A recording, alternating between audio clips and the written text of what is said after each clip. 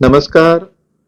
मोती डोंगरी में 800 किलो सोना मिलने के बाद में आयकर विभाग के अधिकारी जो है काफी प्रफुल्लित थे, उत्तेजित थे। समझ में नहीं आ रहा था कि आगे क्या करें वो।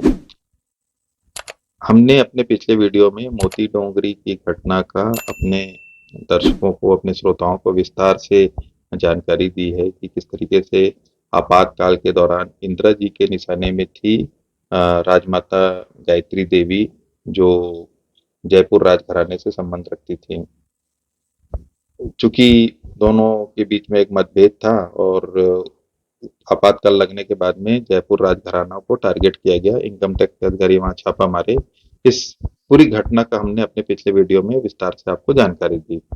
800 किलो सोना एक छुपा खजाना था जो इनकम टैक्स के अधिकारियों के हाथ में लगा। उसके बाद वो काफी उत्तेजित थे, उन्हें समझ में नहीं आ रहा था कि अब अगली कार्रवाई वो क्या करें। इसी श्रृंखला में उनने सोचा कि बाकी राजमार्ग हैं उनको टारगेट किया जाए और बहुत संभव है कि वहां पर भी इस तरीके का कोई छुपा खजाना उनके हाथ में लग जाए और एक बड़ी कामयाबी उनको मिल जाएगी। इस पूरे एक्सरसाइज में उनका जो पहला टारगेट में आया वो था ग्वालियर राजघराना।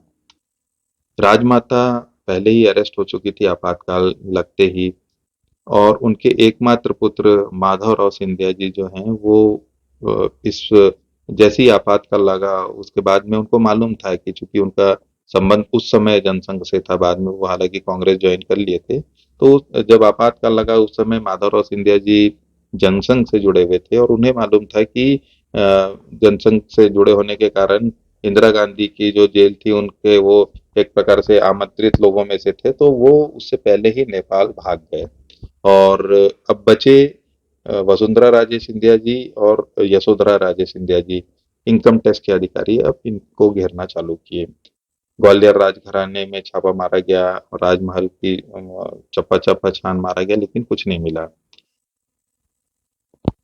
इनकम टैक्स के अधिकारी फ्रस्ट्रेटेड थे, फिर कुछ उन्हें सफलता नहीं मिल रही थी, तो ये दिल्ली में जो वसुंधरा राजे सिंधिया है उनके घर पहुंचे, उनका जो आवास था वहां पर छापे मारे और जो सामान थे वो सामान को बकायदा निकाल निकाल के फेंका गया उनके घर से।